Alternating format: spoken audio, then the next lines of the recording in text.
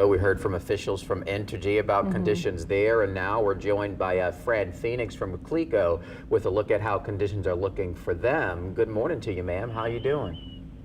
Good morning. How are you? Doing all right, thank you. Good, yeah.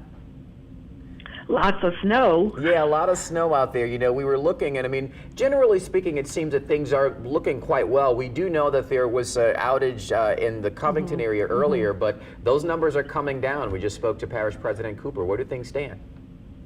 Right, things are looking better.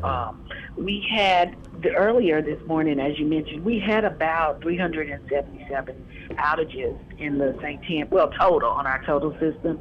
In St. Tammany, that number has gone down significantly. We're at about 117, and I spoke with our operations manager earlier before the call, and he said we have crews on every outage right now, and they are able to get around, but they are having to travel, you know, slower than normal because of the road condition. Of course, that makes absolute sense, and we're happy that they are driving slower and, you know, are safe, because these emergency crews are so needed, but again, we want them to be safe as well. As you all are addressing these concerns, is there anything of note that you want people to know, or, you know, if they're concerned about maybe their power going out, any advice? Definitely. So I guess I want to start by saying Cleco has a tried and true storm plan that we follow, and we have had encountered many storms. Ice storms even. In 2021, we had 2 back-to-back storms in 2021. We call those Uri and Viola. So we have experience with storms. We've brought in crews to help us. We have an additional 500 linemen and vegetation contractors here on standby, ready to respond. But as I mentioned, our system is looking pretty good. The outages have gone down, and the crews are going to continue to work. As far as customers, we want them to be safe throughout this weather event.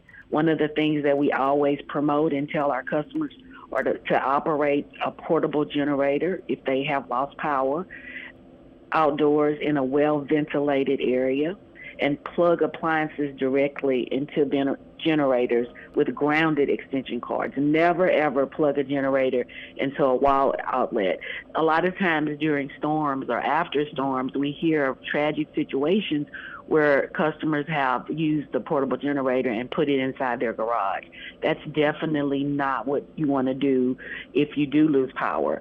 So just be safe. Always make sure that if you see a down power line, call Cleco to report it at 1-800-622-6537. Let us look at that situation and repair it. Never, ever go near or touch a down power line.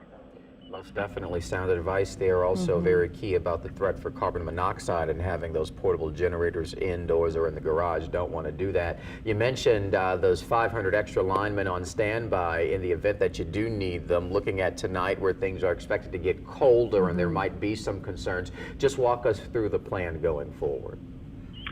Yeah, so whenever we have a storm, be it a hurricane or a winter storm, we prepare year round. So we always make sure that our employees and our contractors are on standby whenever there's an imminent threat.